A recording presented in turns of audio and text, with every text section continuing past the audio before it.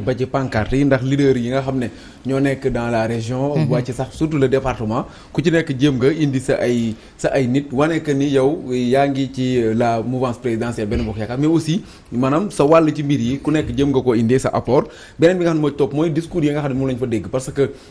c'est des discours yoo xam ne yenn yi nag quand même ba am nay discours yu ñaxtu parce que dégg nañ ko mel ni Idrissa Seck par exemple mu jël parole di wax ci Thiès ak jafe-jafe yi nga xam ne moom la am ci wàllum assainissement yoo xam ne war nañ ko assainir ku mel ni le maire de la ville aussi docteur Babacar Diop dégg nañ ko moom itam muy yëkkati ay kàddu di wax ci jafe-jafe yoo xam ne moom la Thiès am ci ay koñ yoo xam ne aussi war nañ leen koo defaraatal ak yooyu noonu donc loolu nekk ay discours yu fa dégg mais côté politique bi fës na fa parce que moom ci boppam sax nee na xelam dal na donc xelam ci ban cadre la dal loolu aussi c'est la grande interrogation boo xam ne moom la ñëpp di posé ginnaaw bu mu gisee ful bi ne xelam dal na lan moo waral mu ne xelam dal na tey naka ngeen apprécier Badiane la conseil des ministres décentralisé bi Issa mi ngi koy wax léegi énième conseil des ministres décentralisé à Thiès ñu toog ba nga xamante ne 1 an moo ko fi dese ñoom waa Thiès di doog a sulli li nga xamante ne moo di seen jafe-jafe di ci yaakaar saafara. politique la politique kese lañ jàpp politique politicienne. et nga may ma rek ma parce que dafa am lu ma àndul ak. Pape Sané ci kii pour l'arrêter pour arrêter tout ça et chef religieux yi xam nga mars 2021 ba mu méttee ñoom ñoo ko arrêté woon. parce que ba ñu bindee andi ay émissaires opposition bi dañ leen a déglu bàyyi lépp seddaat Sénégal nekkat ci jàmm. man mii di wax ak yow dama am sëriñ les autres politiques dañu am sëriñ parce que dañu am gëm-gëm ci ñoom ak yaakaar ci ñoom donc tey jii bu réew mi tollee fii li ñuy wax fagaroo gën faju loolu mooy taxawaay bi c'est vrai que ñi ngi ci seen chapelet ñi ngi ci seen spiritualité foofu lañ leen soxlaa te ñoo ngi leen fay déglu mais bu réew mi nga xam ne seeni taalibe ñoo ci nekk bu tollee fii je pense que war nañoo mën a artu te ñoom dans leur cours fa ñu dëkk ku ci nekk soo demee ils ont des spécialistes ya nga xamante ne xam nañu li xew ci Zaïre bu ñu nekkee ci baatin bi seeni nit xam nañ li xew ci Zaïre donc ce qui se passe dans ce pays xam nañu ni président Macky Sall moo nekkul ci dëgg xam nañ ni président Macky Sall moo war a mettre les conditions qu'il faut tàggu réew mi ci jàmm ak salaam dem réew mi continuer. d'accord mais tey jii sa posture waxtaan ak moom balaa réew mi di. d'accord mais tey jii sa posture à Thiès est-ce que loolu la. politique lay def xam nga taarix rek la ñuy xool maanaam ba mu ko commencé ak léegi gis nañ comment ça se passe à chaque fois bu élection di waaj a ñëw la muy def ci ces conseils décentralisés dajale ay nit la aujourd'hui ci ban exercice le président Macky Sall nekk mi ngi nekk ci exercice su rassurer ses partenaires rassurer ses militants que ni la confiance est toujours là war na mën a nekkaat candidat ci lan la nekk Benno Bokk Yaakaar boo xoolee ci biir ça commence à rouspéter ñu ngi ay PS ak ñooñu AFP et cetera les gens veulent partir maintenant ak mobilisation monstre ya nga xamante ni ils le font à coups de millions ils veulent montrer que voilà il est toujours là moo fi nekk moom la réew mi gën moom la askan bi gëm et peut-être même l'étranger pour montrer à l'étranger aussi que moom moo fi nekk moom la ñu yaakaar mais du loolu. mais il a mobilisé quand même. mais mobiliser moo gën a yomb ci politique. le conseil de moi je suis de Pikine le dernier conseil en 2016 bi mu fa def 1800 milliards pour Dakar lan la anamu. les 700 kilomètres de la forêt de Mbao qu'il avait promis de réaménager, de valoriser, etc. La forêt de Mbao tey la gën a bonne que depuis 2016. Donc ça veut dire que c'est de la poudre aux yeux. dana ko def wër di actuellement les 3 jours yi muy nekk Thiès lan la fay nekkee ay audience avec ses militants et cetera politique maintenant inauguration d'accord même pose première prière bu ko neexee mais ñun jàpp nañ ni dafay nax askan bi à travers ces conseils pareeguma rapidement même boo jëlee ces responsables même son de cloche partout dans ce pays aujourd'hui ay meeting d'investiture Pikine na ci mujj c'est chez moi en l'espace de 15 jours def nañ fa meeting d'investiture départemental meeting d'investiture régional et li ma jàpp foofu da ngay gis Amadou Ba ñëw fa ba muy wax dafa ni amul plan B amul plan A amul plan C et cetera benn plan la c'est Macky. D'aucuns pensent que surtout waa kër Idrissa Seck pense que dañ leen di Macky dafay yàkkal Idrissa Seck pour ces élections et cetera. Ça va exploser parce que ñoom c'est une façon de dire à Macky amul keneen soo ko joxee keneen on part. Donc ça va péter dans tous les sens et que aujourd'hui là où je me désole pour terminer. mooy que ñun sama commune la ñu def vraiment la place de la farce. Parce que fa la ñuy dajaloo di def seeni meeting naan dañuy investir ku warul bokk. Et le maire qui a été élu à Djiddah Thiaroye Kaw au lieu de travailler pour la commune la plus pauvre pour la commune la plus désolante de ce que fa la nekk di organiser ay meetingu investiture et investir quelqu'un dont sa candidature ne peut pas être valable. D'accord. Vraiment yàq nit ñi à la limite c'est de l'hypocrisie. D'accord. Et loolu mën na ñàkk. D'accord tey li xew Thiès Georges Nesta Diop est-ce que moment bii la waa Thiès war a jooytu li nga xamante ne mooy seen ay jafe-jafe ku ci mel ni Idrissa Seck Issa wax na ko ku ci mel ni docteur Babacar Diop ñuy lister seen ay problèmes pour ñu ut si saafara ci waxtu bii la. ah man mii de région Thiès laa bokk xam naa yéen a wax mobilisation su ma dëkk fa leen njage ñaaw kenn desu fa. gaa yëpp a ngi Thiès. du leen jox xobu du leen jox ceeb dama xam mais ñoom man maa ngi dégg président Macky Sall mu ne tey lu mu def Thiès de entre 2014 ba 2022 2700 milliards. mais yow man suñu yoon beneen njage ñaaw boo kooku loolu sax nekkatul yoon. c'est n'importe quoi suuf rek moo fa des boo fa yow am na kii kamb yoo xam ne si kaw tali bi boo fa duggee presque ndaama yi mel ni kii duñ leen gis mais mieux du ko gis kooku du ay nii d'éléphant xaw ma lan loolu moom yeneen la ay kamb la Thiès boobu mu dem noonu Thiès département bi Thiès département laa wax de xaalis bi ñu fay dugal en termes de mobilisation buñ ko defoon ak lu ñu peinturé garab yeeg rafistole am tali yi mais boo demee si biir Thiès noonu di nga gis ay tali yoo xam ne comme seen état bu ñu nekk waxuma la kenn sont impraticables. Mais des quartiers qui sont privés d'eau. Des quartiers privés d'eau. man tey R100 par exemple. man tey R100 dafa yàqu. ma ne am na koñ yoo xam ne foofu si biir Thiès laa la wax waxuma nag yeneen village yoo xam ne qui compose le département de Thiès. un truc parce que déglu naa Diop si bu mu jëlee parole mais lim na ay villages yu bëree ay Pekes ay nangam amul ndox diw amul courant diw amul classe. Pendant ce temps, on mobilise rien que pour un truc politique comme ça parce qu'effectivement c'est de la politique. Mobiliser ay foule pour se donner bonne conscience xam nga loolu la ñuy wax se donner bonne conscience. nax sa bopp naan voilà comme mbooloo mi ñëw na c'est pour dire à l'opinion parce que effectivement comme day dégg moom mu ngi dégg ne Sénégalais ab Sénégal nee nañ ko bokkoo waroo bokk en tout cas certains Sénégalais bu ku nekk France wala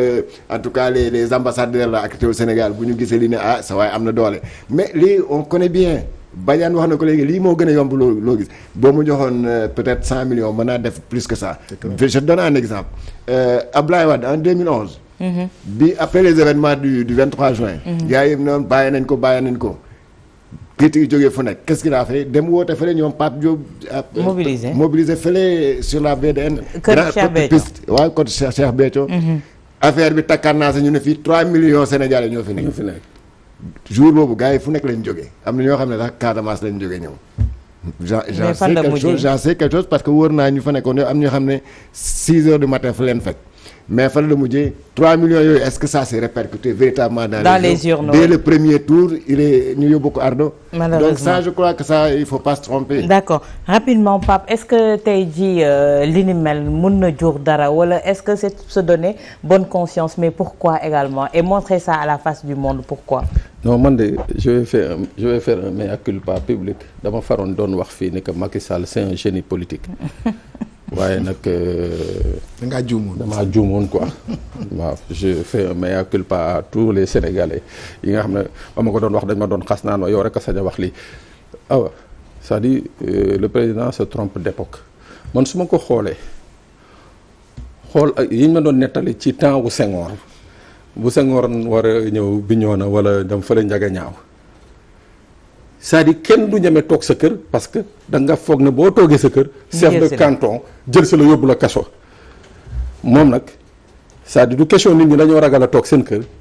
mais nit ñi 2000 francs ak 5000 francs yi nga xam ne dañoo xiif. malgré que dégg na nit ñi wàññi ceeb wàññi suukaru te loolu mënul nekk ba tey ji les gens ont faim. te loolu mirage boobu c'est-à-dire yooyu nga xam ne la Senghor doon gis ak chapeau bi boo ko xoolee même ci habillement bi saharienne bi ak bonnet kii chapeau bi c'est-à-dire moom eeru Senghor yooyu quoi moom yooyu la jàpp ba tey jii ni que il vit avec les Sénégalais de 1960 65 70 rax ci dolli nag à côté mu am des gens yi nga xam ne des politiciens professionnels yi nga xam ne ni ko Georges waxee amuñu benn base ñoom jox leen léegi 100 millions ñu jël 25 millions wër dëkk bi dajale ay car dugal ci ay nit ne leen kaay leen ñooñu nag ñoo sonal président yu mel ni. mais tey Idi nee na dafa juumoon bi mu ko naan kii woom jam ñaajo la yem romb na ko. waaw moo tax ma bëggoon profit ma wax Pape Sané bul wax ne tu as fait une faute hein. Macky Sall est un génie politique parce que il est parvenu à réduire Idrissa Seck à sa plus simple expression. moom tey bu doon wax ne sa vision fi dem jam ñaajo. mu mën a taxaw tey boobu dafa juumoon. léegi nee na vision bi egg na Thiès. nee na romb na jam ñaajo vision mu ngi Russie bi léegi. Russie mu ne vision Macky Sall. waaw c'est vrai ne jam ñaajo yem mais léegi vision baa ngi Russie. waaw c'est vrai gis naa ngay photo nga dem ba si Poutine te photo ak vraiment Idrissa Seck. di ko ñaan blé. rapidement ñu clôturer ak Mamadou Badiane par rapport Issa ak grand parti voilà fi nga xamante ne fa ngeen jëm jamono ji et également li nga xamante ne mi ngi leen di xaar moo di les parrainages. xam nga mi ngi may reetaan loo sax xam nga à Thiès ils ont dit que Macky dane mburoog soow bi mi ngi dox bu baax man mburoog pain de moda laa leen di wooye quoi donc le grand parti se porte très bien. waaw aujourd'hui c'est un parti bu ñu implanté bu baax ci Sénégal waaw c'est vrai que nag c'est sans tambour ni trompette mais boo amee parti nga am des délégations sur 516 communes sur les 553 ça veut dire que donc implanté nga bu baax parce que yooyu sur 3 tournées lañ ko def 3 tournées nationales et que aujourd'hui vraiment loolu taxaw na. maintenant mais pourquoi les Sénégalais émettent des doutes ci grand parti ci posture bi muy taxawee ndax dañuy gis ne nee nañu tànk bi tàllaloo leen ko banku leen ko également par rapport à l'opposition. non mais xam nga nit ñi dañuy fàtte à la limite sax damay naan des fois dañuy amnésique xam nga mënuloo am un parti bu nekkoon on était dans l'AFP ñun ki jiitu suñu parti ba mu nekkee ministre ba mu gisul lu mu xam. parce que Macky Sall booba mi ngi écarté wu ci la ñu tënkoon ci assises nationales yi ba mu ko gisulee il a rendu le tablier dafa démissionné donc bu fekkoon c'est vraiment pour être ak Macky Sall je pense que du ñu génn ci gouvernement am dem suñu yoon muy benn deuxièmement bañ ca génne ba léegi de toutes les batailles pour les libertés ak l'état de droit presque ñoo ci jiitu maa ngi ko wattu Sénégal maa ngi ko toutes ces coalitions pratiquement ci siège u grand parti lañ ko taxawalee donc ànd ak opposition bi ba ci Yewwi Askan bi maintenant pourquoi les gens disent voilà tant que peut-être que c'est l'épisode avec Idrissa Seck bi Idrissa Seck di dugg ñu ne Malick day dugg et cetera et période boobu je suis mieux placé pour en parler parce que les jeunes qui s'étaient insurgés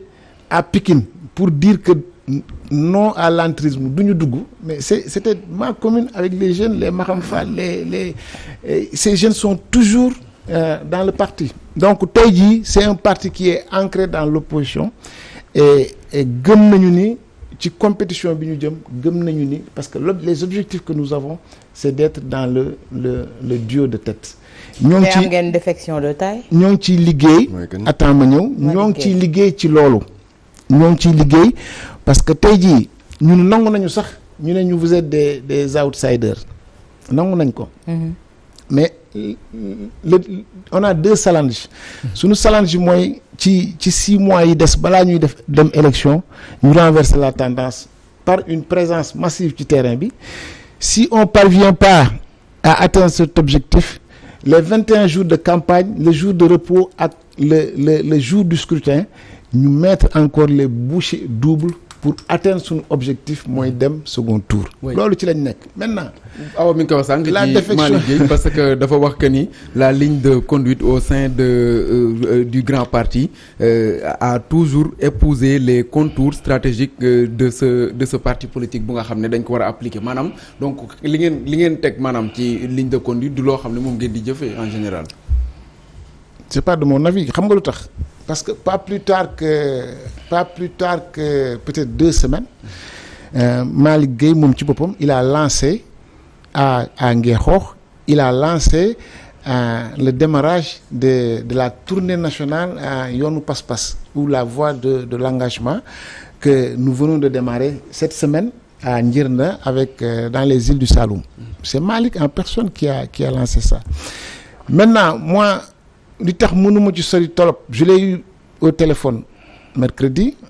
mais on n'avait pas parlé quand même d'un éventuel départ. Donc après la ñu dégg information bi et je l'ai rappelé malheureusement jotuma ko mais ce qui demeure constant mooy grand parti c'est juste une association comme tous les autres partis. Donc les gens nañuy encarté wu mais chacun est libre aussi à un moment donné nga génn jël sa yoon. Donc loolu pour ñun c'est pas un problème mais problème bi fi mu nekk et que ñu war ci dox ñun. en 30 secondes. Et je sais que El Hadj Malick Gakou dina ci dox mooy que ni il faut reconnaître ça à Malick